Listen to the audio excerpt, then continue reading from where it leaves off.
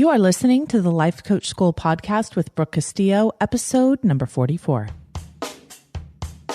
Welcome to the Life Coach School podcast, where it's all about real clients, real problems, and real coaching. And now, your host, Master Coach Instructor, Brooke Castillo.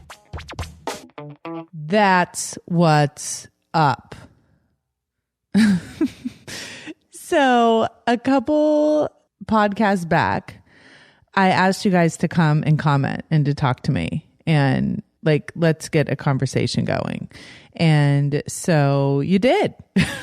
I was so excited. All of a sudden I started getting all these comments and talking to you guys and having a connection and seeing where you're from and who's listening out there. And it was really awesome. So for all of you that came and commented, I really do appreciate it. It means a lot to me. And I love to hear your thoughts about the podcast. And sometimes it feels like I'm just talking into the air. So it was really nice to just have you guys give me some feedback there. I also really appreciate those of you who've left a review on iTunes for me. I know it seems like your review is just one more and it won't matter, but it does matter to me, really honestly. And if you love the podcast and you're a longtime listener, or even if you just started it, I'd really appreciate a review on iTunes just to feel that same kind of connection. All right. So today we are going to talk about a year of self-coaching. Now, one of the things that happens when you guys talk to me, when you tell me what you're liking about the podcast, what you're confused about, all of those things, is it gives me ideas for upcoming shows and what I should talk about and what you guys need more help with.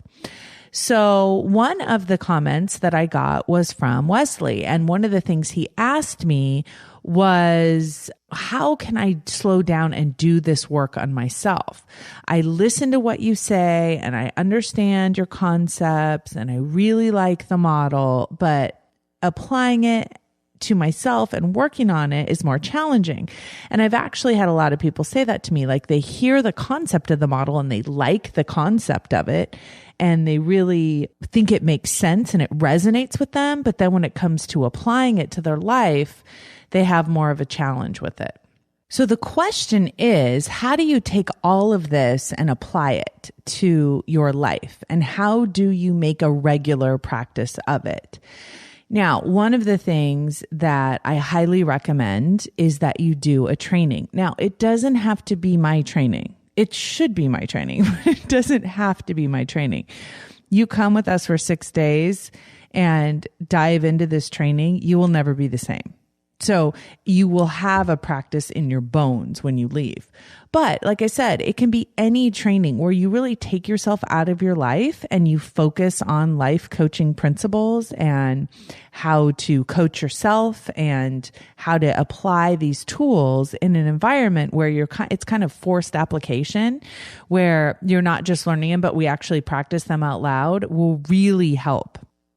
But I am going to give you a plan right now that you can do as a self-study to really integrate everything that I'm teaching you into a daily practice. And, Wesley, if you're willing to commit for a year, then your life will forever be changed. The first thing that I really want to help you understand is the difference between learning something, which is what I call passive action, and applying something until you get the result you want, which is what we call massive action. So many of us are into passive action. We like to consume versus create. So let me explain to you what that means, because I've been on both ends of that, right? So consuming means we learn. There is something about learning concepts that makes us feel like we're accomplishing something. It makes us feel like we are moving forward. And it's important to understand that learning is a beautiful thing, but learning without application isn't taking any action in your own life. Right? It's like buying the gym membership is a good thing, right? But you have to actually go to the gym. It's the same thing. Buying the material, listening to the podcast, signing up for the training, all of that is a really good thing, but it won't impact your life until you start applying it. So although there's a lot to learn, I want to make sure that you are at least doing equal parts learning and applying. Most of us do about 90% learning and 10% applying.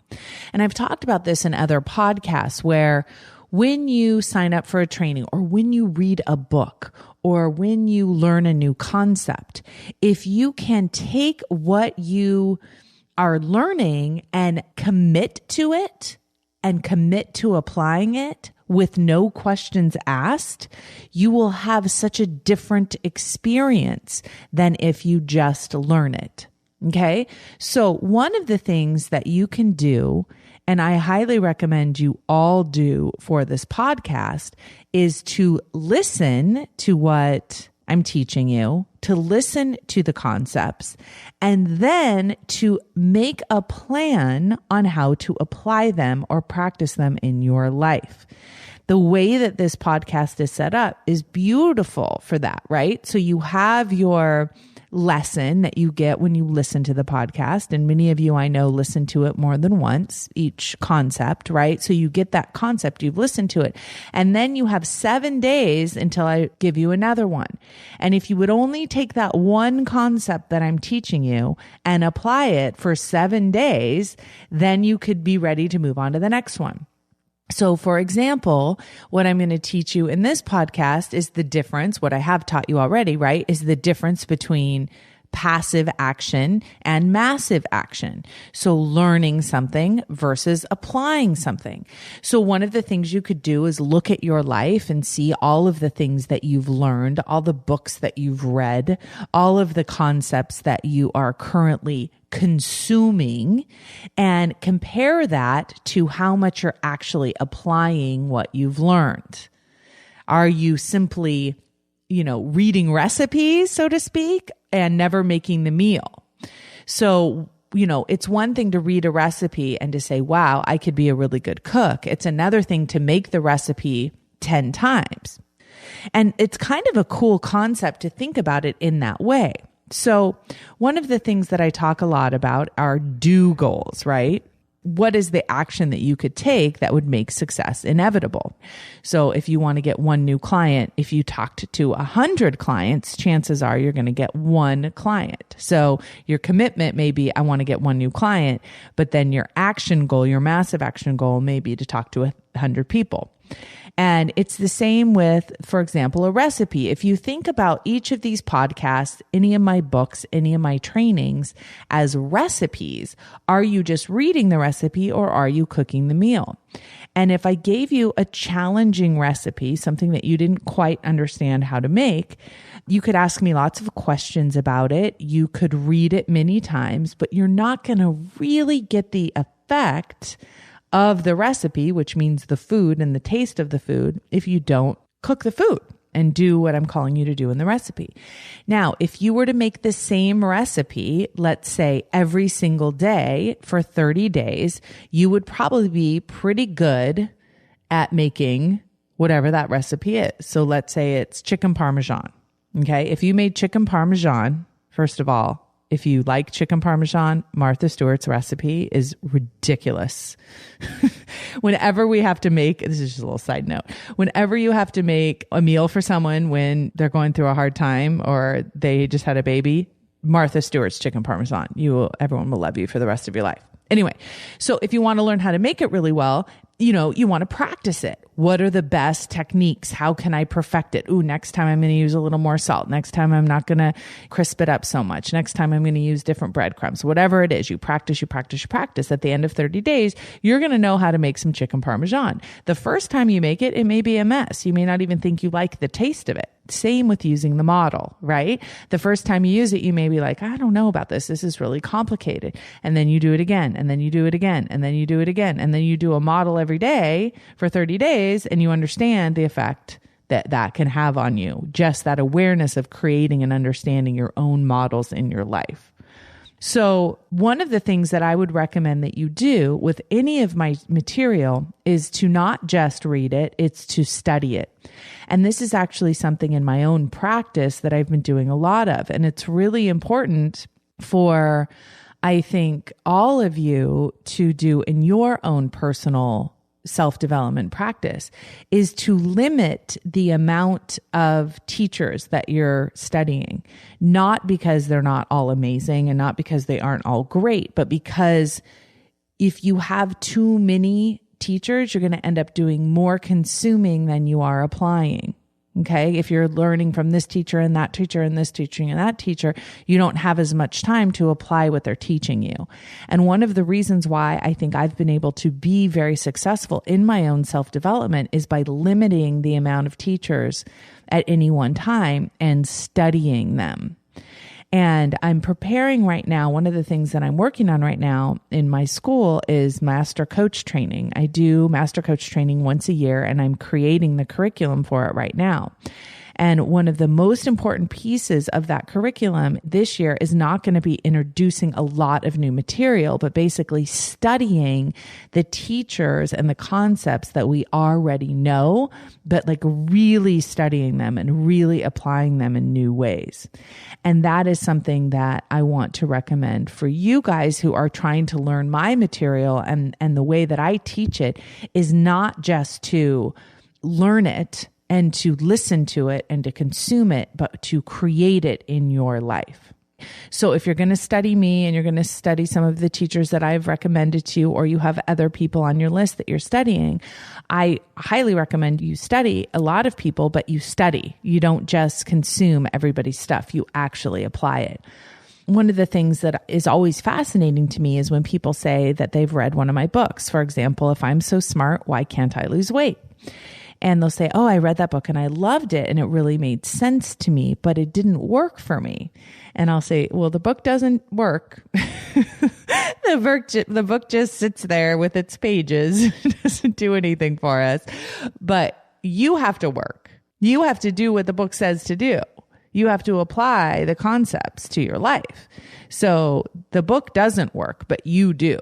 Okay. And that's true for all of my teachings and all of the teachings of any other teachers that you're going to learn from, right? That their philosophy doesn't work or not work, but you do, and you apply it to your life.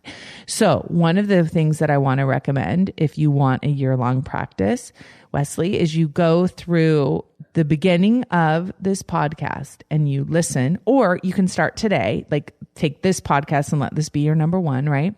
And you take the concepts in it and you start applying them, and you work on applying them to your life every day for 7 days. Now, one of the things that can be really useful and helpful is to set aside some time, an appointment every day to work on this sort of thing. Now, a lot of us don't feel like our self-development should be an important scheduled thing in our life. It's just something that happens on the side. And when I see my clients make the most impact in their own life is when they decide that it's not just going to be a side dish anymore. It's going to be the main course. My self-development is going to come first. My emotional life is going to come first. The way I think, the way I work in my life, in my mind and in my feelings and in my actions is going to be first. And when you make that your priority, then you'll notice everything else benefits. Every other thing that you do becomes easier because of the work that you've done on your own mind in the beginning.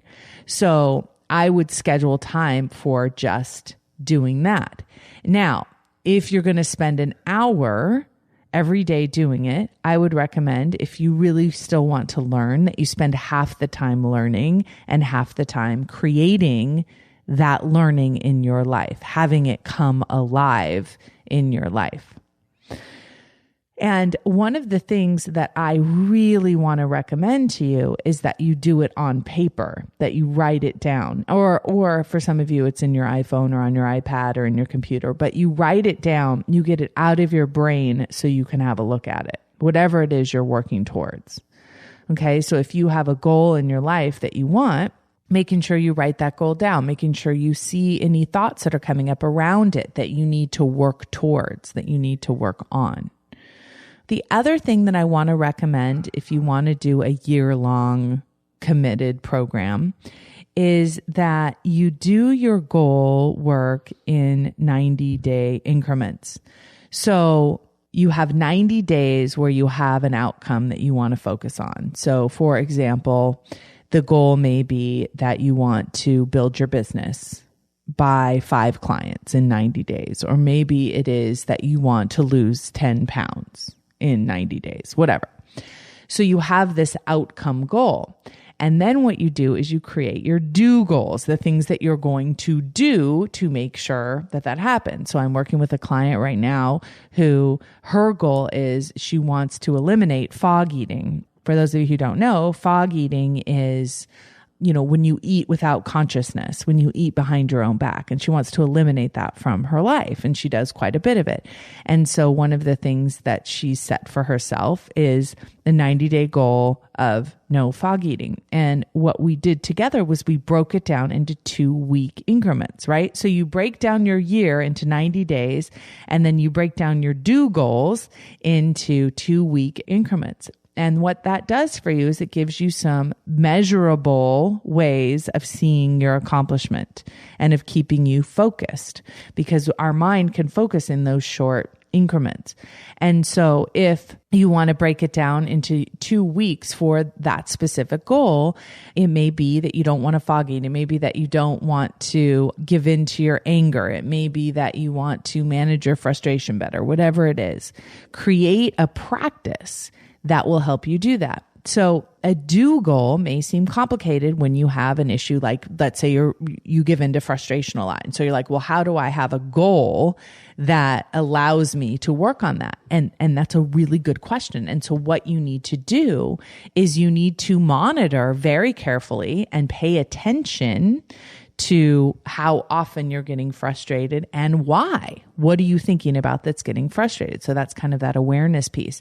And then, you practice acceptance. And how do you practice that? How do you be the watcher in your own life and pay attention in your own life in a way that fills you with compassion, right? Well, I find the best way to do that in the beginning is to schedule it, to schedule the time to do that. Right. And that may sound like, what do you mean? I'm going to be scheduling the time to accept that I'm frustrated? Yes. Right. And then from there, you can start to change it. Okay.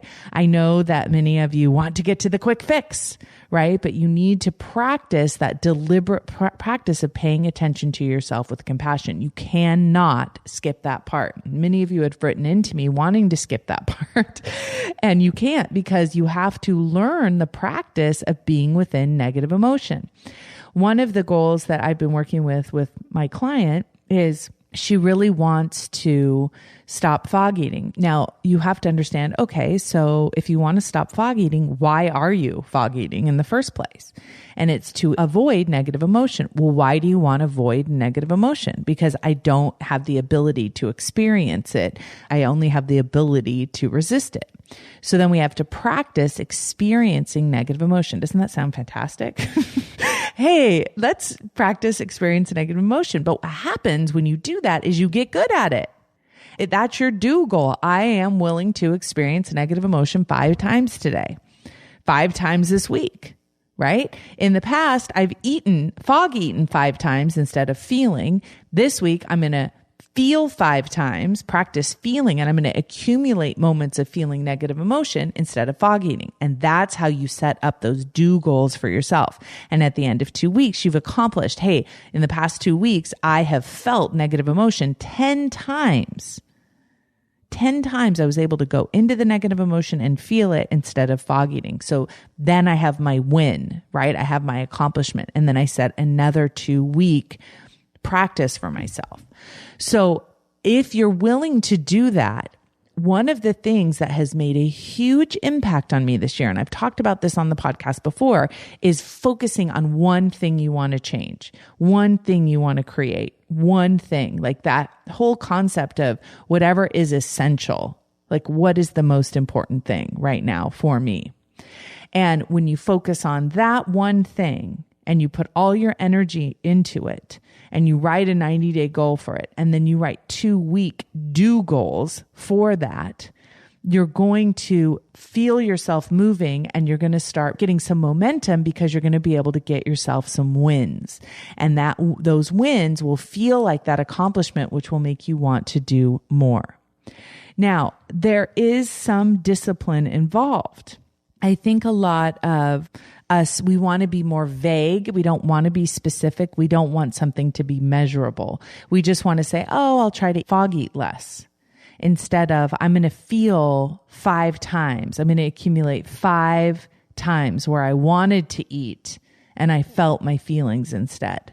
That's a very different approach than I'm just going to eliminate fog eating.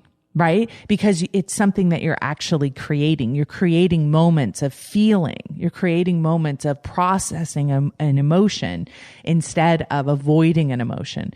So all of a sudden you have a goal of creating something and doing something versus just stopping something. That makes a huge difference.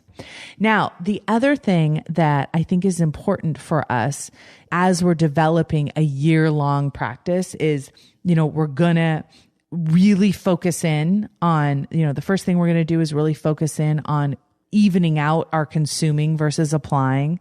The next thing we're going to do is break everything down into 90 days and then 2-week do goals within those 90 days. Or the 1-week focus for, say, if you're going to do it with the podcast and keep your mind focused on that one thing so you can have some wins and build some momentum for it, right?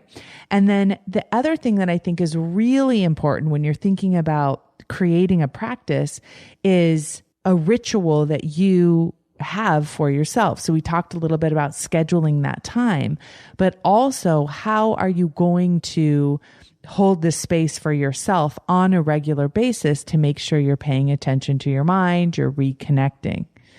If you're unwilling to do the work, what are you going to do when you're unwilling? What are you going to do to get yourself into that practice? So for some people, like when they start wanting to do an exercise practice, they sign up for a yoga class or they sign up for a workout class, and then they have this time commitment that they go to.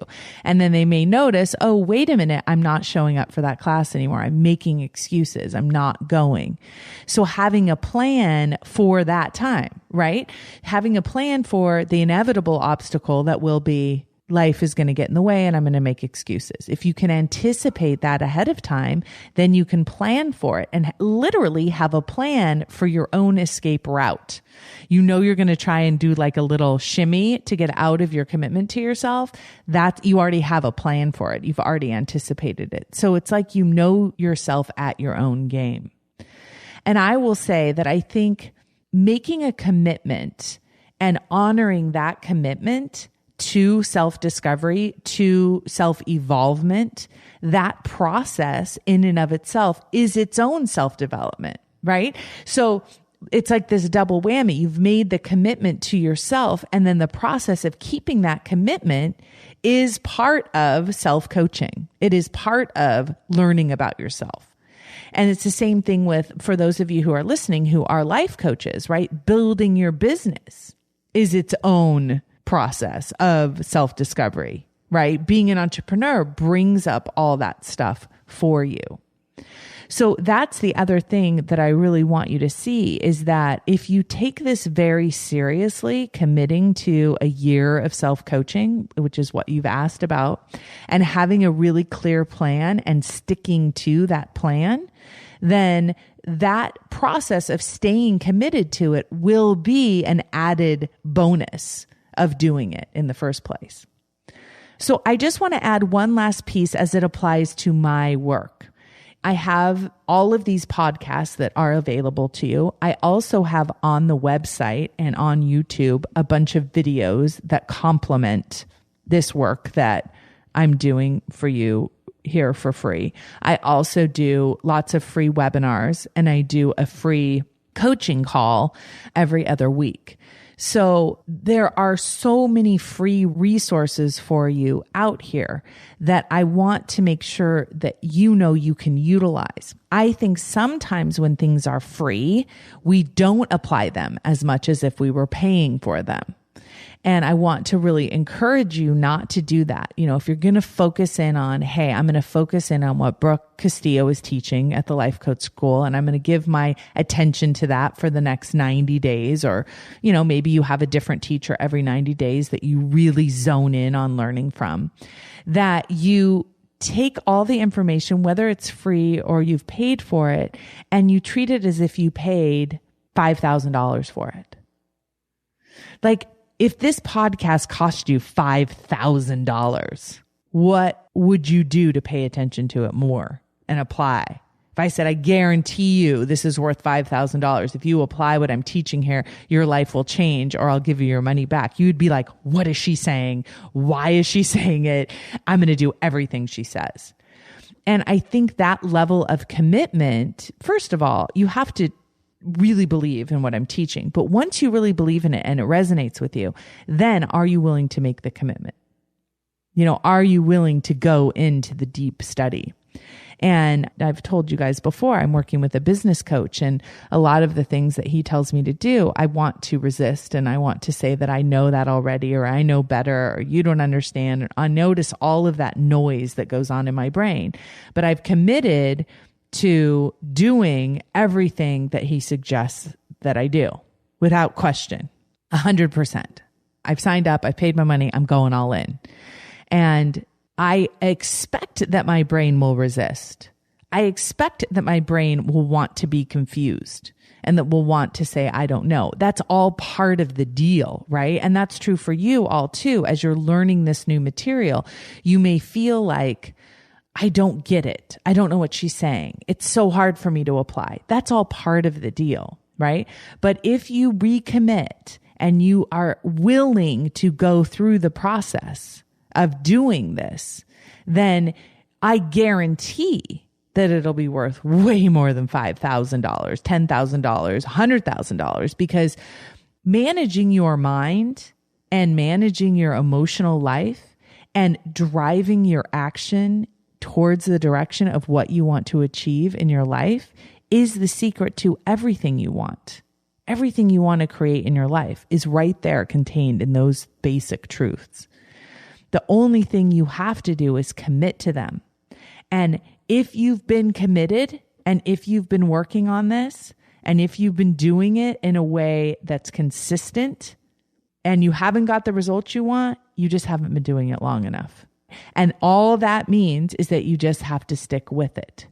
It's a beautiful thing. If you don't feel like you're doing it right, you can reach out and get help from me on the comments, or you can find a coach and hire them to help you with this process. But I do promise you, if you commit and you stay focused and you don't just sit and learn what I'm teaching you, but you focus on applying it to your life, then your life won't be able to stay the same, because you will be directing it with much more authority toward the direction that you want. So anyway, that is my suggestion for a year-long practice. I've given you some different variables there that you can jump into, but I hope that answers your question. And I really hope that all of you listening will really consider doing the same thing that Wesley's going to do, really committing to a practice of self-development. Not just as a way to passively consume different information, which is important, but to also apply it to your life and see how powerful you really are when it comes to creating the results you want. So I will talk to you all next week. Take this next 7 days and rock it out. See you then. Bye. Thank you for listening to the Life Coach School podcast. It would be incredibly awesome if you would take a moment to write a quick review on iTunes. For any questions, comments, or coaching issues you would like to hear on the show, please visit us at www.thelifecoachschool.com.